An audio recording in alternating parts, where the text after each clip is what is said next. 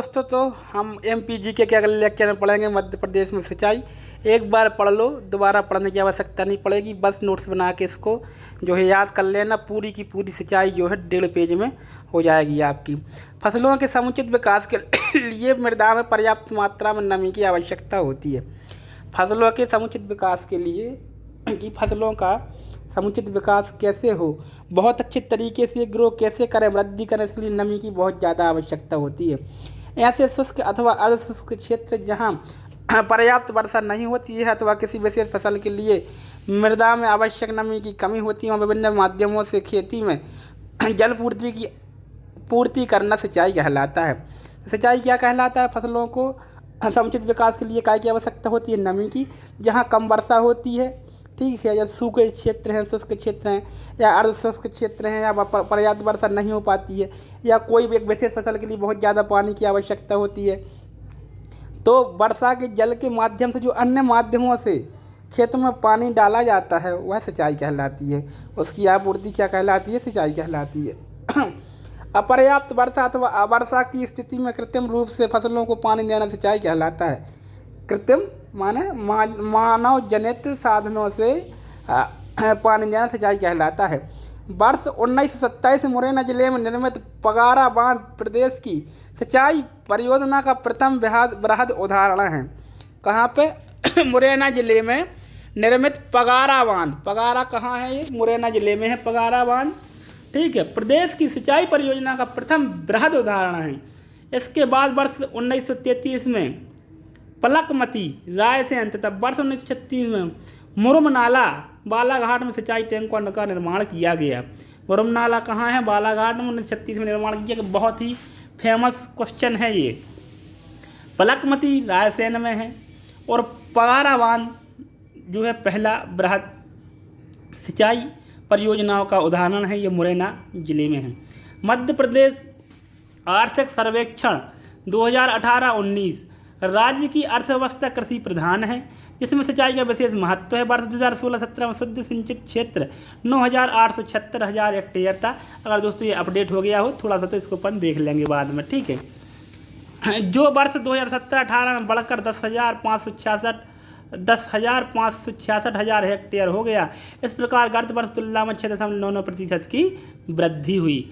मध्य प्रदेश में सिंचाई के मुख्य साधन क्या क्या हैं, तो इसको देख लेते हैं। पहले है कुएं एवं नलकूप, ठीक है, नहरें एवं तालाब और अन्य स्रोत। ये 3 प्रकार के जो है हमारे यहाँ सिंचाई के साधन हैं।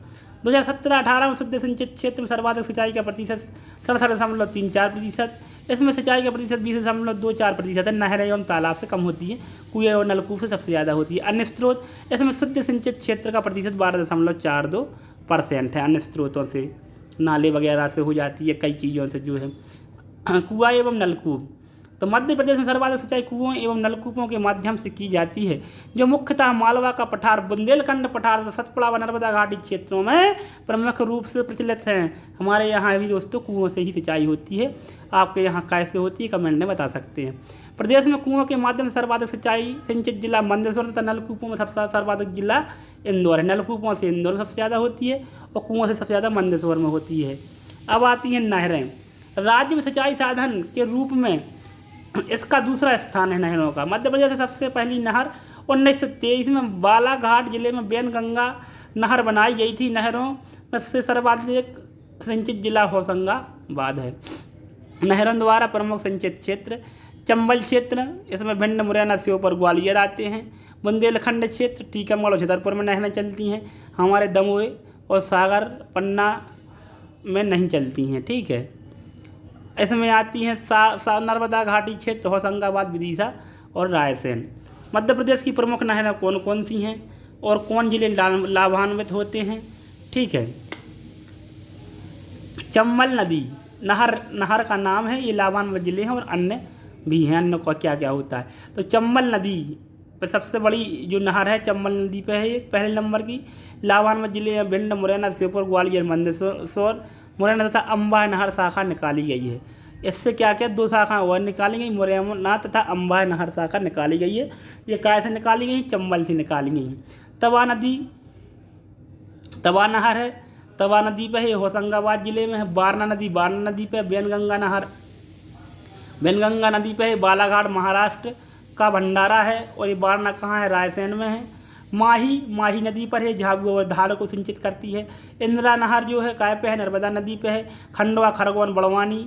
हलाली जो नहर है वो बेतवा नदी पे है। हलाली नहर कहाँ है? बेतवा नदी पे है। विदिशा और रायसेन को जल की आपूर्ति करती है। राजघाट कहाँ है? बेतवा नदी पर। बाएं तट शिवपुरी, अशोकनगर, दतिया। दाएं तट टीकमगढ़ पर, दाएं तरफ भी टीकमगढ़ और ये शिवपुरी, अशोकनगर। तालाब। प्राचीन काल से ही प्रदेश में तालाबों द्वारा सिंचाई का प्रचलन रहा है। प्राचीन काल से ही तालाबों द्वारा सिंचाई का प्रचलन रहा है। मध्य प्रदेश सर्वप्रथम सिंचाई हेतु तालाब चंदेल वंश के शासकों ने खजुराहो बुंदेलखंड क्षेत्र में बनवाए थे। तालाब जोड़ो परियोजना टीकमगढ़ से प्रारंभ की गई थी। मध्य प्रदेश के दक्षिण पूर्वी जिलों बालाघाट व सिवनी में तालाबों द्वारा सिंचाई होती है। बड़े बड़े तालाब बने हुए हैं, बरसात का पानी भर जाता है, सिंचाई करते रहते हैं। तालाबों के माध्यम सर्वाधिक सिंचित जिला बालाघाट है। बालाघाट सबसे ज़्यादा कैसे सिंचाई होती है? तालाबों से। महत्वपूर्ण तथ्य, मध्य प्रदेश के सर्वाधिक सिंचित जिले ग्वालियर, टीकमगढ़, होशंगाबाद, मुरैना है। ये सर्वाधिक सिंचित जिले कौन कौन से हैं? ग्वालियर, टीकमगढ़, होशंगाबाद और मुरैना। मध्य प्रदेश के न्यूनतम सिंचित जिला है डिंडोरी। बलराम ताल योजना। मध्य प्रदेश किसान कल्याण तथा कृषि विकास विभाग द्वारा वर्ष 2007-08 में भूमिगत जल स्तर को समृद्ध करने तथा किसानों को अपने खेत में तालाब निर्माण हेतु प्रोत्साहित करने के उद्देश्य से यह योजना प्रारंभ की गई। मध्य प्रदेश पवन चक्की से सर्वाधिक सिंचाई इंदौर में होती है। मध्य प्रदेश में 5 जिलों इंदौर, शाजापुर, उज्जैन, रतलाम एवं इंदौर को काले जिले कहा जाता है। मंदसौर, शाजापुर, उज्जैन, रतलाम एवं इंदौर को काले जिले कहा जाता है क्योंकि यहाँ पर भूमिगत जल का अत्यधिक दोहन किया गया है। अत्यधिक पानी निकाला गया है। मध्य प्रदेश की सर्वाधिक सिंचित फसल गेहूँ है। मध्य प्रदेश में नर्मदा नियंत्रण प्राधिकरण का गठन 1980 में किया गया। मध्य प्रदेश में उपलब्ध जल संसाधनों के समुचित एवं समन्वित विकास के लिए 1956 में जल संसाधन विभाग की स्थापना की गई। मध्य प्रदेश सिंचाई उद्वहन निगम की स्थापना 1976 में की गई। सबसे कम भूजल वैभव बुरहानपुर जिले में है। सबसे कम भूजल वैभव बुरहानपुर जिले में। सबसे अधिक संभावित भूमिगत जल होशंगाबाद जिले में। सबसे कम बुरहानपुर में है, ठीक है, वैभव एक स्थान है और भूमिगत जल होशंगाबाद जिले में सबसे ज़्यादा है। अर्जित सिंचाई क्षमता सबसे कम बुरहानपुर जिले में है। अर्जित सिंचाई क्षमता सर्वाधिक होशंगाबाद जिले में। इस तरीके से हमारी मध्य प्रदेश की सिंचाई समाप्त होती है और आप लोग इसको पढ़ के अच्छे नंबर यहाँ से ला सकते हैं।